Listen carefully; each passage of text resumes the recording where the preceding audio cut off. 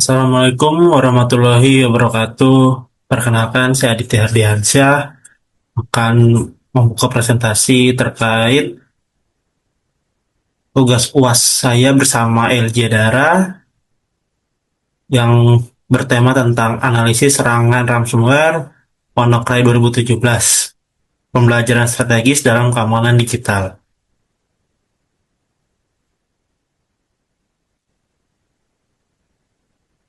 Baik, kenapa kami mengambil tema ini? Karena pada perkembangan teknologi informasi itu sering membawa transformasi yang sangat besar dalam berbagai sektor kehidupan. Namun, ketergantungan terhadap sistem digital juga meningkatkan risiko terhadap ancaman cyber. Salah satu serangan yang cukup mengguncang dunia ataupun bisa dibilang paling mengguncang dunia adalah ransomware WannaCry yang muncul pada 12 Mei 2017.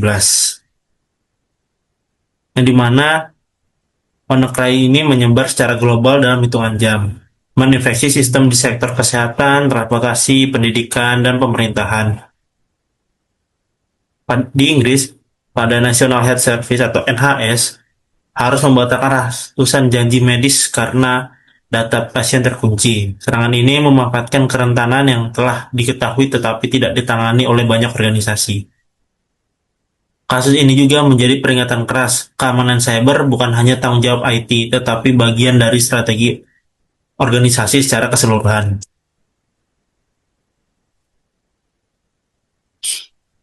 Untuk rumusan masalah terkait presentasi ini adalah bagaimana mekanisme serangan ransomware WannaCry bekerja, lalu apa dampak dari serangan WannaCry terhadap infrastruktur kritis, dan mengapa banyak sistem tetap rentan meskipun patch telah tersedia. Dan tujuan penulisan ini terkait menganalisis teknis dan non-teknis dari serangan WannaCry, lalu mengidentifikasi faktor keberhasilan, serangan, dan kegagalan mitigasi, lalu memberikan simulasi edukatif menggunakan C++, dan merumuskan rekomendasi praktis untuk meningkatkan ketahanan cyber. Dan kami berharap dari penulisan kami ini akan bermanfaat bagi akademisi, yaitu sebagai referensi dalam studi keamanan cyber, lalu untuk praktisi sebagai panduan pencegahan dan respon insiden, dan untuk masyarakat luas meningkatkan kesadaran akan pentingnya keamanan digital. Keamanan cyber atau cybersecurity menurut NIST atau National Institute of Standard and Technology, keamanan cyber adalah kemampuan untuk melindungi sistem informasi dari serangan, kerusakan, ataupun akses tidak sah. Tujuan mencakup confidentiality, integrity, dan availability atau CIA triad. Lalu terkait ransomware adalah jenis malware yang mengkreasi data korban dan meminta tebusan, biasanya dalam cryptocurrency yang sulit untuk dilacak. Lalu contohnya seperti WannaCry yang termasuk ransomware crypto viral yang menyebar secara otomatis melalui jaringan. Lalu ada kerentanan internal blue, yaitu exploit yang dikembangkan oleh NSA untuk menyerang protokol SMBV1 atau Server Message Block di Windows. Bocoran exploit ini oleh kelompok shadow broker pada April 2017 membuka pintu bagi penjahat cyber. Lalu ada patch MS17-010. Microsoft telah merilis perbaikan patch melalui MS17-010 pada tanggal 14 Maret 2017, 2 bulan sebelum serangan WannaCry.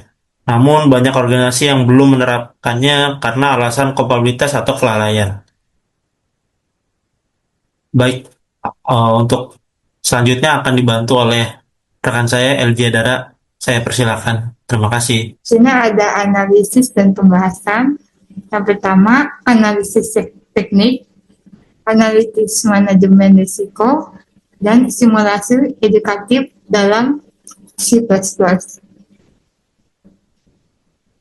Tujuan penulisan saya bagi menjadi 4, yaitu menganalisis teknik dan non-teknik dari serangan WannaCry. 2. Mengidentifikasi faktor keberhasilan serangan dan kegagalan mitigasi, memberikan simulasi edukatif menggunakan C++, merumuskan rekomendasi praktis untuk meningkatkan ketahanan cyber. Kesimpulan dan rekomendasi. Kesimpulan, Kesimpulannya, serangan WannaCry adalah contoh nyata dari komplikasi antara kelalaian teknis dan kegagalan manajemen. Meskipun patch tersedia, banyak sistem tetap rentan karena kurangnya perbaikan sistem, tidak adanya backup, minimnya kesadaran keamanan. Serangan ini menunjukkan keamanan cyber adalah tanggung jawab bersama, bukan hanya tim IT. Dan sini ada rekomendasinya, yaitu pertama patch management, terapkan pembaruan sistem secara otomatis dan rutin, backup berkendala menggunakan strategi 321, pelatihan penggunaan, pelatihan karyawan mengenai ancaman cyber, reward dan IDS, lindungi jaringan dari akses tidak sah, insiden response plan, siapkan tim dan produser darurat, dan yang terakhir adalah kolaborasi global, bagikan intelijen ancaman antara negara dan sektor. Di sini ada daftar pusakanya. Baik, sekian presentasi kami pada hari ini.